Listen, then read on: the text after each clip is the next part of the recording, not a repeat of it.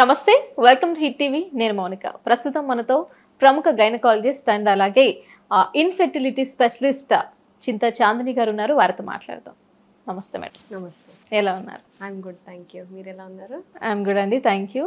ఎలాంటి ఇబ్బందులు లేకుండా భార్య భర్తలు ప్రెగ్నెంట్ అవ్వాలి అంటే ఎలాంటి జాగ్రత్తలు తీసుకోవాలి? Stress, eating habits, working habits ఇవన్నీ కూడా నార్మల్గా ఉండాలి. సో స్లీప్ వచ్చేసరికి ఒక 6 to 8 hours of good quality sleep. Exercise weekly 3 to 4 times ఒక 30 minutes exercise, both the partners. Healthy diet.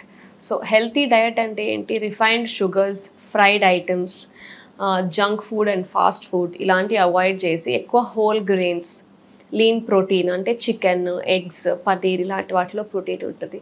ఎక్కువ fresh fruits and vegetables, nuts and seeds ఇలాంటివి తింటే వాళ్ళు హెల్తీగా ఫర్టిలిటీ మెయింటైన్ చేసుకోవచ్చు. సో ఇలాంటి ఫుడ్ ఇన్కార్పొరేట్ చేసుకోవాలి. నెక్స్ట్ వచ్చేసరికి basic test, basic health checkups. వాళ్ళ హెల్త్ అంతా నార్మల్గా ఉందా లేదా తెలుసుకోవటం ఇంపార్టెంట్. బికాజ్ మీరు అన్నట్టు ఈ థైరాయిడ్ వేరే ప్రాబ్లమ్స్ ఉన్నా కూడా ఫర్టిలిటీ ఎఫెక్ట్ అవ్వచ్చు. కాబట్టి ఒక బేసిక్ హెల్త్ చెకప్ ప్లస్ కొంచెం అవగాహన రీప్రొడక్షన్ గురించి.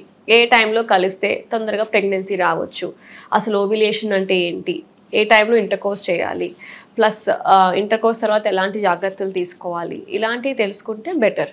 అండ్ వీటితో పాటు ఈ బేసిక్ హెల్త్ చెకప్తో పాటు బేసిక్ ఫర్టిలిటీ చెకప్ కూడా చేయించుకుని వేర్ దే స్టాండ్ అని తెలుసుకుంటే, లైక్ ఆడవాళ్ళలో ఎగ్ నెంబర్ ఎలా ఉంది, ఓవ్యులేషన్ ఎలా అవుతుంది తెలుసుకుని, మగవాళ్ళలో సిమెన్ అనాలిసిస్, కణాల నెంబర్ ఎలా ఉంది అది తెలుసుకుంటే వాళ్ళు నార్మల్లోనే ఉన్నారా, అబ్నార్మల్గా ఉందా, సో ఎంత తొందరగా ప్లాన్ చేసుకోవాలి అని నాకు తెలుస్తుంది.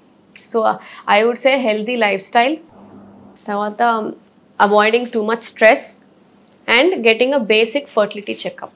ఇవన్నీ మంచిగా ఉంటే వాళ్ళు తొందరగా ప్రెగ్నెంట్ అవ్వచ్చు. ఓకేనండి, థ్యాంక్ యూ సో మచ్. మీరు ఇంత బిజీ టైంలో కూడా మాకు టైం ఇచ్చినందుకు అండ్ మేము అడిగిన క్వశ్చన్స్కి చాలా ఓపికగా సమాధానం చెప్పారు. Thank you so much. Thank you.